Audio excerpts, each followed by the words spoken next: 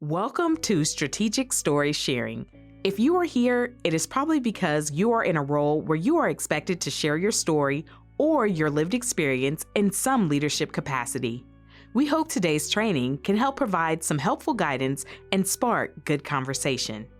During today's training, we will talk about the following items. First, we will go through some simple instructions, and I will show you an example of a fun way to introduce yourself if you ever have to share your story in a format that requires presentation. Next, we will talk about the basics of strategic sharing, the definition, where it came from, why it's important, and some simple tips and tricks that will help you become a pro at sharing. Then we will discuss a concept called stoplight statements that can help you think through how to wordsmith parts of your story to make them most effective given the goal you have in mind. Next, we will talk about knowing your role and setting up your goal when an opportunity is presented for you to share your story. Then we will move along to discuss setting boundaries and limits and identifying risks and benefits when sharing. And finally, we will discuss common barriers to sharing effectively and some possible tricks that can help you. Alrighty, so today I'm going to talk you through a fun way to introduce yourself whenever you're sharing your story. So as you'll see on the slide, there is about 5 pictures of myself. I also have my name, my job title, and then just some bullet points about myself. So when creating these, put your name, put your title, and then, you're a young person using your lived experience. So make sure that's the first bullet point as well. So as you can see, mine was, young professional with lived experience. Then I put that I am also a youth peer support specialist. And then I just start putting some interesting facts about myself. So I put son, brother, uncle, a dog dad. I'm also a friend. And then after I put just some of those other things that I am, I just put some interesting facts. So I put, enjoy eating hibachi, enjoy playing Animal Crossing and Mario Kart or Mario Party, workaholic. I love working. I work 3 jobs. And then one of the last things is, I enjoy going to Florida. So whenever you look at those pictures, there's a picture of me and my niece. And then I have a picture of me and 2 of my friends. I also have a picture of me, my mother, my sister, my niece, and my brother-in-law. I have a picture of my dog right in the middle, and then a picture of the last time I was in Florida. So whatever I'm putting over there as those interesting facts, I'm trying to make sure that I also have a picture to match that. And so this is just a fun way, kind of, lightens the mood whenever you're introducing yourself. Also gets to let the people, your audience, know some interesting facts about you. Now we are going to hop into the first section of the training, Basics of Strategic Sharing. What is strategic sharing? As defined by Pathways RTC, strategic sharing is a way of sharing information, lived examples, or telling your stories in a way that is meaningful, effective, and safe. You can find the Strategic Sharing Workbook on Pathways RTC's website at www.pathwaysrtc.pdx.edu or see the link to the workbook in the video description below. Strategic sharing has not always been available to those of us who are sharing our lived experience as leaders. The concept of strategic sharing was created in the early 2000s by a young leader who had been asked to share his story repeatedly without any guidance of what to think about or expect. He shared his story far and wide, and soon enough, his story was available so publicly that a simple internet search made the most intimate details of his life common knowledge. At first, he thought nothing of this. But when he began to go on dates and his prospective partner would ask him questions about his specific experience that they had seen in an article or video somewhere, he realized that not everyone would be so friendly about this information. This and other painful experiences caused him to want to provide more guidance to other young people who were sharing their stories as leaders.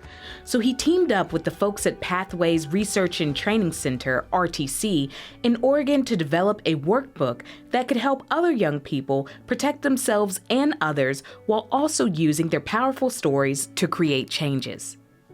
This training is a supplement to the workbook, and we always suggest that you work through the workbook with a support person or as a team after you attend the training. The workbook is free, will be provided to you today, but can also be found online by Googling Strategic Sharing Workbook.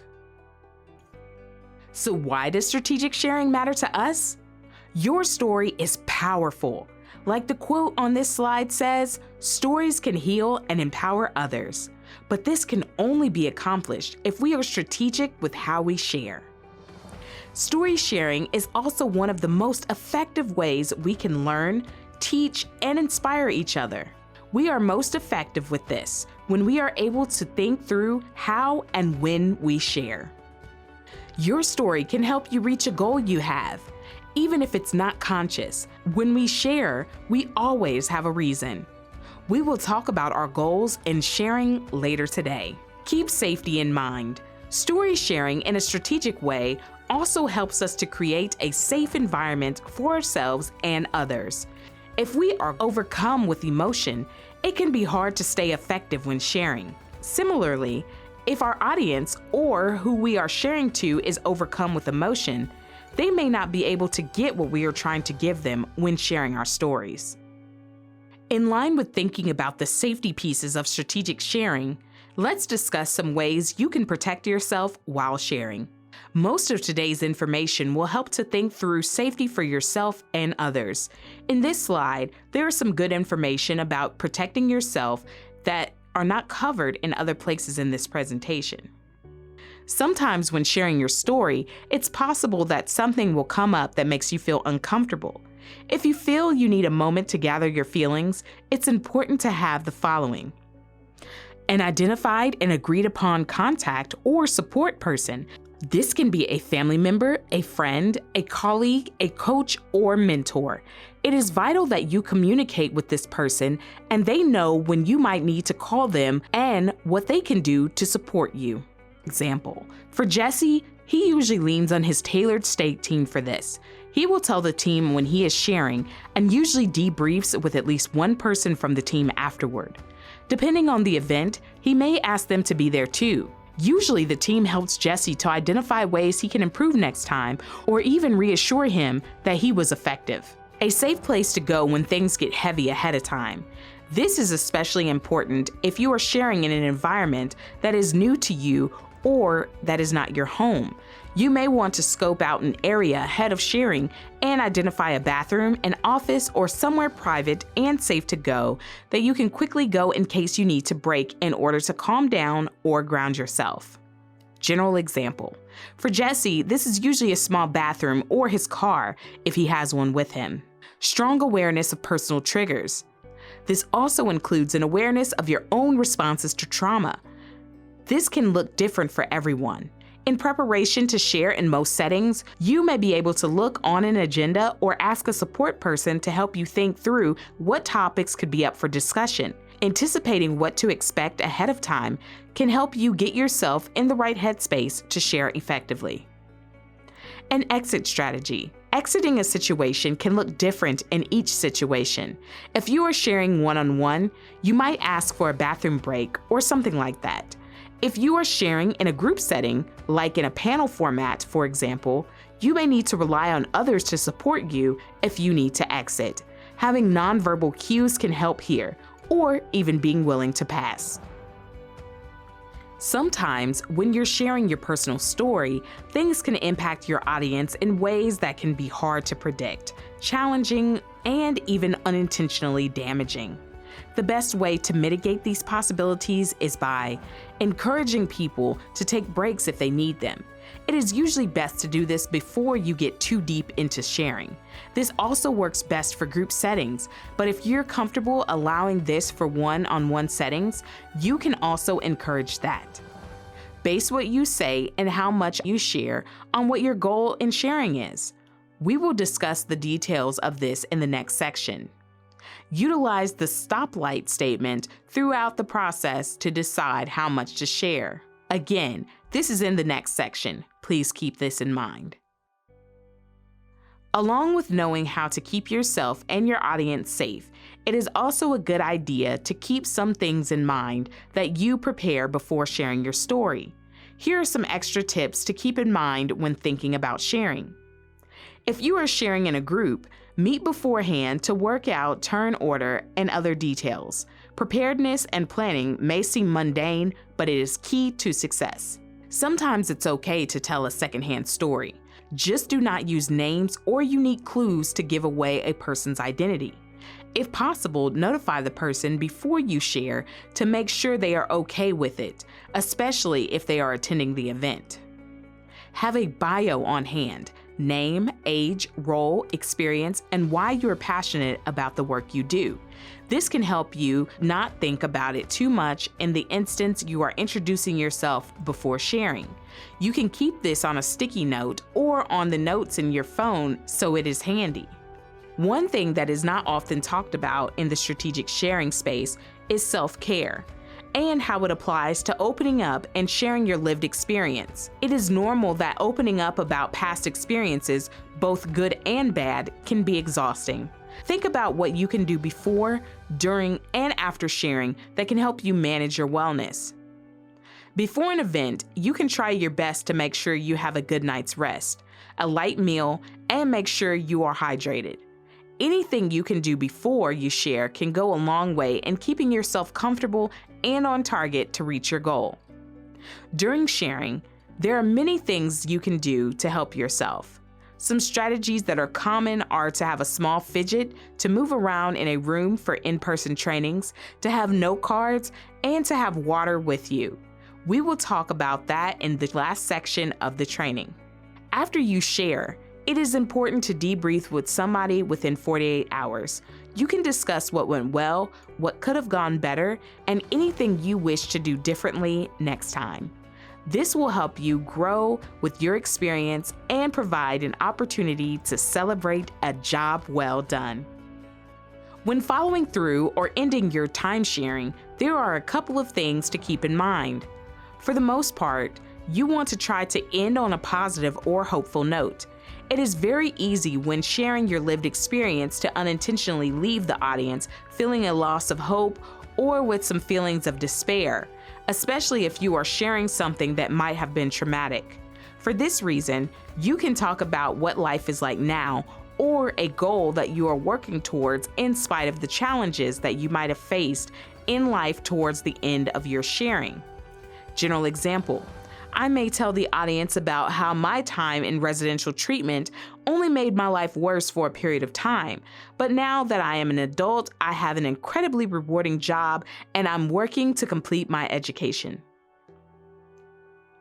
Many times, when sharing your story, you may find your audience will compare you to others they know with similar circumstances. For this reason, it is important to both acknowledge that your experiences are unique, but also acknowledge the supports you have received to help you get to where you are now. This can help the audience to both draw connections to how they can help the person they are thinking of, but also how every person experiences situations a little differently. Especially if you have had a complex level of involvement with adversity, it can be easy to lose focus or go off topic when sharing. Something that can be very helpful in sharing examples in a way that is focused on your goal is the Rule of 3, which is commonly taught to public speakers as a way to focus their speech. The Rule of 3 provides a basic outline for sharing: an opening that highlights your intention or goal setting and sharing, no more than 3 personal examples to highlight your point, and a closing statement that highlights your original intention or goal. It is also worth noting that every situation is not one to be an open book in, especially for those of us who share our experiences in foster care or residential settings. We often are not used to privacy. In these settings, all it took was for someone to open our file and they could learn intimate details about personal lives without any sort of consent. These experiences often numb us to the reality that our privacy is a valuable and vital right in our own lives. Being an open book can also cause people to pass certain types of judgment on us without fully knowing the whole story. Although we share our stories to fight stigma, we must also be aware that stigma still exists and that people may stereotype us or judge us in other ways. This can cause them to be distracted and ultimately work against us in reaching our goal. It's okay to pick and choose what to share, when, and how. When deciding what to share, you can also think through these questions. How much time do I have? Who is my audience? What are my boundaries? Is it relevant to my goal? Does it have a resolution? We will talk more about this later on in this presentation. Keep in mind that it is easy to fall into the temptation of doing no prep work, just showing up and letting things flow when it's time to share. Unfortunately, not preparing is one of the main causes of rambling or freezing up. Put in the prep work where you can to ensure success. Take a moment to think of some social cues that help you know your sharing isn't effective. So let's talk about social cues a little bit. For the folks that are watching this training online, if you all would take a few moments and just think about social cues that help you to know that maybe your sharing isn't being effective.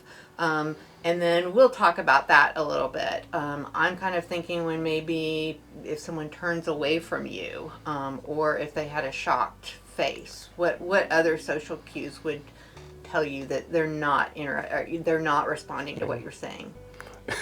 For me, I think what I've seen in the past is like eye contact is really bad, or they're down looking at their phone, maybe going through messages, or Snapchatting, or that's really, I don't look very hard because if I'm presenting, I'm trying to talk to the rest of the audience, but those are some things that come to my mind right away. Yeah, I would say sometimes fidgeting around, even like with their arms crossed, they can kind of be that they're not really receiving what you're saying. The stoplight statements are not in the strategic sharing workbook that we reference in this presentation. And in addition to the material that can be helpful in thinking through how to phrase your story when you share. When thinking about stoplight statements, we are truly thinking about a stoplight at a typical intersection. There are some examples in the next few slides, but for now, let's think through what these mean. In this way, a green light statement means that you are always good to hit go. These statements share basic information like a traffic light. A yellow light is typically fine to drive through, but you should slow down and use caution before proceeding. These statements provide more information and get slightly more specific than green light statements. Red light statements can be confusing. Red light statements are the ones that give a lot of information and use words that can evoke emotion. It is easy to assume you should avoid going through any red light statement, but it is not always the case. You always need to stop and look both ways at a red light, but sometimes you can make a right turn and proceed on your journey. In the same light, a red light statement can be used effectively, but it is important to stop and think before you use them. Let's look at some examples in the next few slides and we will come back to red light statements. Let's think about the general statement about feeling sick. A green light statement would be, I don't feel well. As you can see here, it's very basic and gets the point across effectively. A yellow light statement would be, my stomach hurts. Again, you can see the yellow light statement gets a little more specific. We can see here that it gives specific information and helps the listener to understand what part of you is causing you not to feel well. A red light statement would be, I think I'm going to vomit because my stomach hurts. Very specific, yes, but what word really makes this a red light statement and not a yellow light statement? Vomit. The word itself evokes emotion. Maybe you can see it, smell it, or feel the sensation yourself. Pretty gross, right? Red light statements do not always have to be gross, but using emotional changed words along with details can turn something into a red light statement situation really quickly. But sometimes that can be very effective. Using this example, you can think of a time when this red light statement would be the most effective way to communicate your point. Possibly you are a student in a classroom where the teacher is not hearing when you say you do not feel well and need to go to the bathroom. Using the red light statement might be more effective. Let's talk about an example where someone talks about their lived experience. A green light statement would be, I had a challenging childhood. This green light statement allows the listener to convey childhood challenges, but does not specifically say the type of challenge. A yellow light statement would be, I experienced an abusive childhood. With this yellow light statement, the listener can understand the type of challenge the speaker faced in childhood. A red light statement would include details such as age and the type of abuse. This example gives us an opportunity to think about vocabulary, especially as we talk about trauma. Many survivors of trauma have gotten away from using terms that may evoke a trauma response out of others who have also experienced similar trauma. For example, words like sexual assault or SA have replaced outdated terms that can evoke more of a detailed trauma response. It is important to be up to speed on the most appropriate terms to use when presenting your story to others. You never know who you may be speaking to and what they have been through. Vocabulary always matters, and it is your responsibility to be willing to learn new ways to talk about your own truth in ways that is effective and safe for others to hear. So let's talk about some red light statements and how they can be turned into green light statements. Do we have some examples to share? Yeah, absolutely. I'll share first. So one that I can think of is, starting with the red light, is my dad cheated on my mom with another lady whenever I was a child, and had a child, and so she ruined my childhood. And then my yellow light statement would say that someone ruined my childhood. And then my green light statement would be my parents divorced. So my example of a red light statement would be, I didn't get any rest because I was up all night having nightmares about being murdered. And a yellow light statement could be, I didn't get any rest. And a red light statement, green light statement could be, I'm tired. Let's think about how this concept applies when we are thinking about sharing stories that may involve other people or stories that are secondhand. First, you should always take into consideration and get consent of others when you are sharing a story that may involve them, especially if you are sharing your story in a small community that you or other people in your story are a part of. It can be very easy to out someone unintentionally. Most of the time with these stories, you should stick with green light statements. Very rarely would it be okay to use yellow or red light statements, as it may identify somebody. Another thing you can do before you share these types of stories is to utilize a qualifying statement like, you may know the people I am talking about, but for protection, I ask that you keep this information here for the purpose of learning. It is very vital that the only time you use secondhand stories are in goals to educate, advocate, or build empathy for the person the story is about.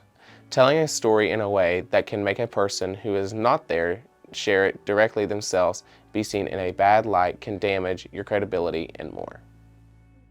Now that we have talked about some basic tools to use in strategic sharing, let's talk about how being aware of your role when you are sharing, as well as having a solid goal, can help you figure out what to say and how.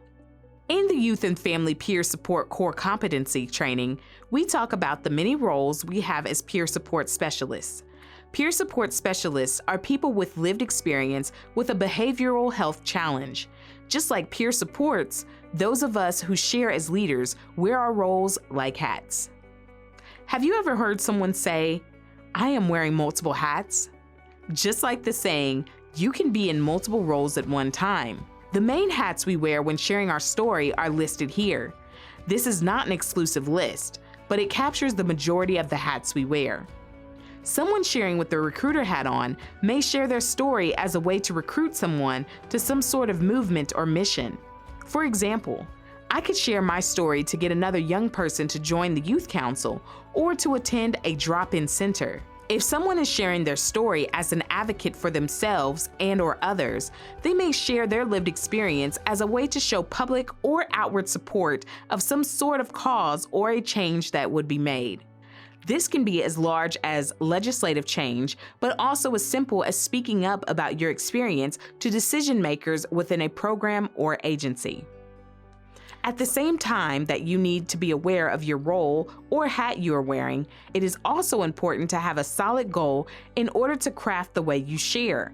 A common mistake that is made when first sharing your story is sharing simply for the sake of sharing. This can be attributed to well-intended encouragement from others to start sharing our story widely. These encouragements are correct that our stories have a list of power, but if we do not learn how to focus that power, we can miss our target and become ineffective. Identifying your goal in sharing is vital every time before you share. A simple question to ask yourself in identifying your goal is, what outcome do I ultimately want by sharing my story? If it is difficult to answer this question, you can also look to the hat you are wearing to help identify your goal. Do you need to educate, advocate, or ask for something to change? Once you have your goal in mind, you can start to think of the pieces of your story that can help you communicate your ask and get the outcome you want. Adding it all together. Example, role, educator and advocate. Goal, motivate DCBS leaders to create access to 16 to 18-year-olds in care to obtain their driver's license. What to share. 1. What I missed out on by not having my driver's permit or license before moving off to college. 2. How my life changed after overcoming barriers to get my driver's license. Take a minute or two and think about the following. When was the last time you shared your story? What hat were you wearing? Did you have a goal in mind? How did you think it went? So let's take a moment to think about the last time that maybe you shared your story. So if you are joining us for this training online, give some thought to when you shared your story last. And that could be as a leader or at work or even in your personal life.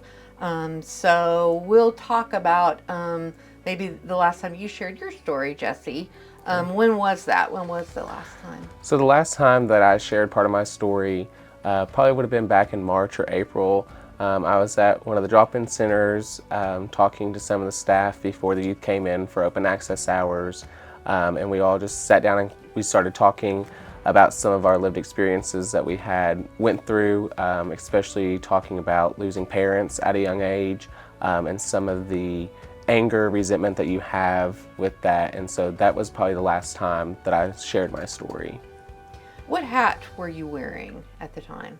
So at the time, the hat that I was wearing was either an advocacy hat or that, empathy seeker hat. A part of me was, wanting someone to listen to hear some of the things that I had went through, but also at the same time, I wanted to be able to use some of my experience to help someone else as well. If they hadn't experienced the same thing 100%, or to see, if they had experienced the same thing.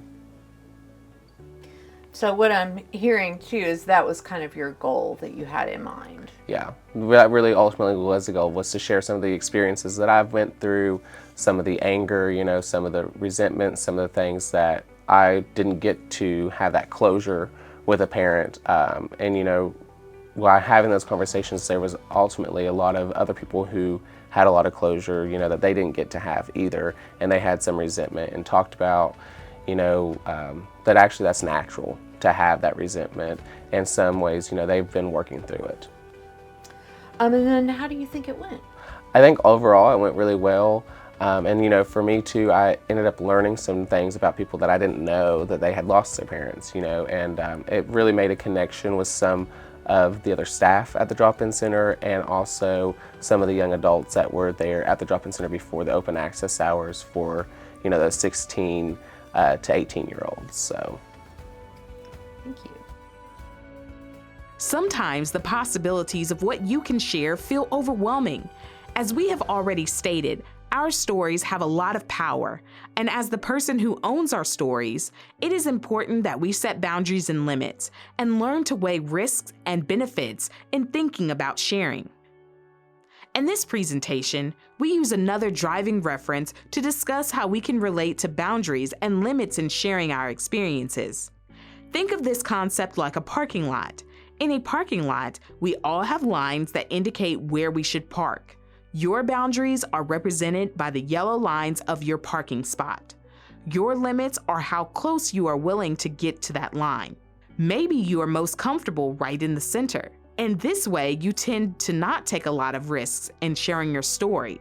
And the closer you are to the line, or crossing your boundary, you start to feel uncomfortable.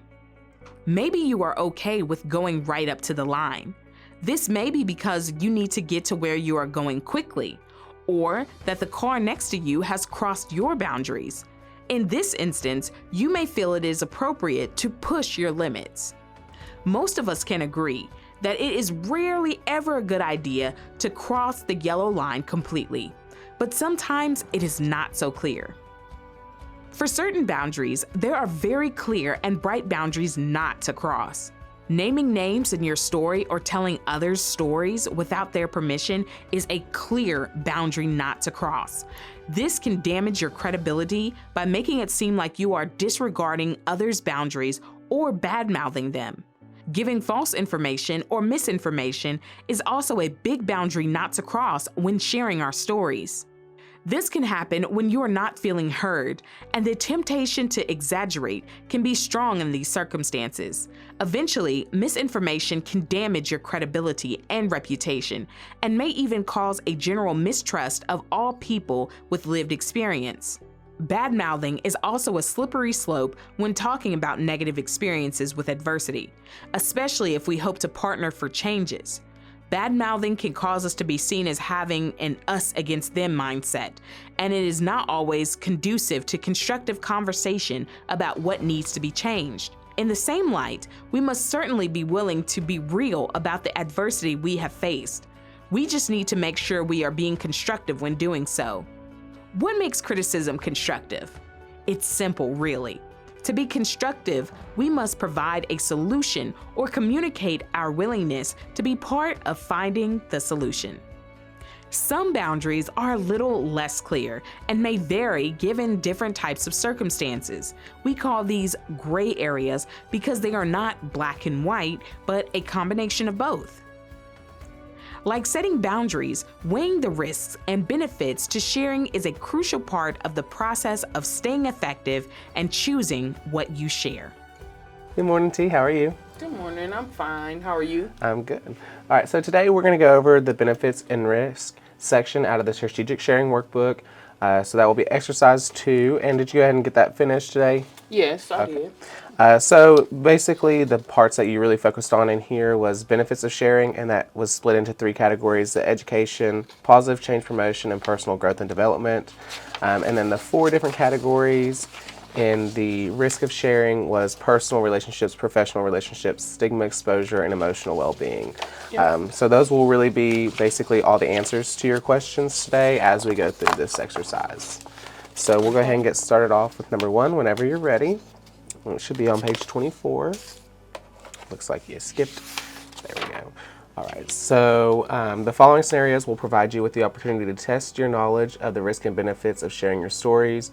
There are multiple right answers, so we are going to ask you to explain your answers in the space provided, and if you're having trouble with a question, we'll refer back to the answer key in the back for an example.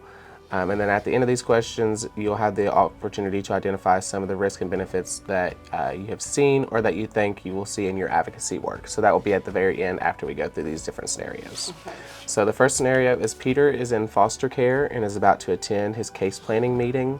He really wants to go on a school trip to a leadership camp, but he doesn't have the funds to pay for it. He also knows that his biological mother doesn't have the money to spare. He is concerned that asking his foster parents for money will hurt his mother's feelings. He is torn because he knows that this trip would be a great experience for him, but he doesn't want to upset anyone. Now he has to decide whether or not to bring this issue up with his case planning team. So name 1 benefit and 1 risk that Peter should take into consideration. So what is 1 benefit? Well, I put personal growth and development. Okay, yeah, I think that's correct. Definitely, he even states that it would be a learning opportunity for him to go, and so he'd be learning new things, and that is a personal growth for him. So great. And what about a risk? That it might have a negative impact on his mom and his personal relationships. Yeah, absolutely. All right, so number 2, the second scenario is Ashley has been asked to speak at a congressional briefing. The briefing is addressing issues around suicide and substance abuse. Ashley has a very moving story about her struggles with substance abuse and thoughts of suicide, and how mental health services are helping her cope and manage her needs. Ashley has some uneasy feelings about speaking at this event. Please name 1 benefit and 1 risk that Ashley should measure before doing this event. So what is 1 benefit? Education. Education, yes. And positive change promotion. Okay. So it's an opportunity for her to bring about change to people who might not know. Absolutely. She gets to use her lived experience, and her struggles that she experienced to educate. So yeah, absolutely. And what about a risk? Emotional well-being and professional and personal relationships. Yeah, absolutely. I was gonna say, I think it'd be really, really hard for her to be able to share that, her own story about some of those things that she went through. If she doesn't have the right support, her well-being emotionally is not gonna be probably very well. All right, so you've done great so far answering all these questions. So we're on the last two now, and these are really just all about you. Instead of these scenarios, these last two questions are all about you. So on number 5, it says, let's take a moment to identify some of the risk factors you have seen or think that you will see when you're doing your advocacy. So if you don't mind to share some of those. Okay. I feel like one of the main risk factors would be my personal relationships, because a lot of my lived experiences with my personal family members and people who are really close to me, and some of those things I've never even told people about. So Yeah, completely understand that. I have an uncle that used to work in the same field, and so whenever I shared my story, I had to be very cautious at it first to make sure that I didn't identify anything or also, affect any relationships like that as well. So completely understand that. All right, and then number 6, what are some steps that you can take to address these risk factors, or that main risk factor? I put that I can start by being honest, and tell my lived experience, but also try not to bring any negative or tarnish those people in my life, but just giving my perspective on things and what it did to me. Absolutely. And do you have a person identified to be your support person whenever you're sharing your story? Someone that you can go to, after to debrief, or maybe you can talk to before you share your story? I do. I'm saying, I think that would be really beneficial to make sure, that you're addressing your risk factors the correct way, having that person identified. So, all right. Well, thank you. And, we'll work on the next section next time we meet. Okay, thank you. Weighing your risks and benefits can be sorted out by asking yourself these simple questions. You have been asked to share your story. Should you? What role do you need to be in to be effective? What is my goal? What is the benefit? What risks may pop up while sharing? Have I shared this part of my story before? You want to do this with every time you share. It takes practice, but eventually this becomes second nature. You can also write out a pros and cons list. If you would like practice, pages 16 through 27 in the Strategic Sharing Workbook offers a great worksheet. Understanding your risks and benefits, as well as your boundaries and limits, will help you to become a pro at sharing. These things can take time and practice, so go easy on yourself as you embark on your sharing journey. Here are some extra tips for success. It's also a good idea to share anything that you do not talk about a lot with a trusted person or support person before you share it publicly. This will provide an opportunity for you to get some practice, learn what you may experience emotionally in the public setting, and come up with strategies to mitigate any challenges. Be prepared to answer or pass on anything that may be asked of you, and discuss your limits with support people, especially those who may be in power in the setting you are sharing in. For example, if I am speaking on a panel, I may let the moderator know the things that are off limits for me to talk about. It is more than okay to pass on opportunities to share. There can be great pressure, especially early on, to take every opportunity you can get. The truth is, there are a variety of opportunities to share your story. Passing on one now does not damage your ability to share again in the future. In fact, it can communicate leadership readiness, and that is a great thing. Finally, let's talk about common barriers in sharing. Take a few moments to think about what your main barrier might be when sharing. So let's talk about some barriers to sharing. So for the folks that are joining us for this training online, maybe take a few moments, think about some barriers to sharing for yourself or for other people. and then maybe we'll talk about some examples of what keeps people from sharing. Yeah. So for me personally, one of my main barriers whenever I do share is having that thought of like, someone had it worse than I did. And so, whenever I am sharing, also keeping in mind that, my lived experience is valid and that I shouldn't hold anything back or be afraid to share what I've experienced just because it might be different than what someone else, or someone else maybe did have it, harder, or what I would think would be harder. So that really is like my main barrier. And I think that with a lot of young people that I've talked to and worked with, like that is one of their barriers too, is that they're always afraid, that they don't want someone to think that they think theirs is worse than someone else's. The most typical barriers to being an effective sharer are struggling to find or make preparation time, knowing what, when, and how much to share, or being an oversharer or undersharer in general. Question for trainees: would you identify yourself as an oversharer or an undersharer? I am personally an undersharer. I tend to share this way because I typically don't trust telling people my personal life. The next few slides talk about oversharing and undersharing in more detail. Maybe you can find something that resonates with you. Oversharing can be caused by a variety of things. In general, a lack of preparation can lead to the need to ramble or process out loud in order to get your point across.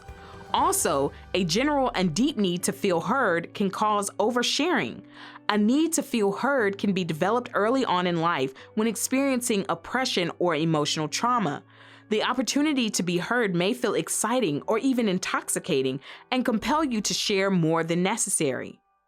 Like the need to feel heard, an underdeveloped sense of boundaries can also be contributed to certain types of experiences early on in life. For example, if you did not have any right to privacy as an adolescent, you may be more apt to have an open book mentality or overshare unintentionally. Also, certain types of behavioral health challenges can contribute to a lack of social awareness and therefore may contribute to oversharing. Although many of these barriers cannot be controlled, there are things that can help. If you are having to share your story at length, visual aids can help you stay on topic or give you a roadmap. This is why many people use PowerPoints in presentations, but you can also draw a visual map on paper to help you to stay focused. Having a structure in general can really help someone who tends to share too much. Like we talked about earlier, using the rule of threes can be a good starting point for getting structure. Consider practicing how you share and timing yourself. Consider how you can gauge how much you are sharing versus how much you are listening in one-on-one settings. Depending on your role, you might be listening more than you are sharing.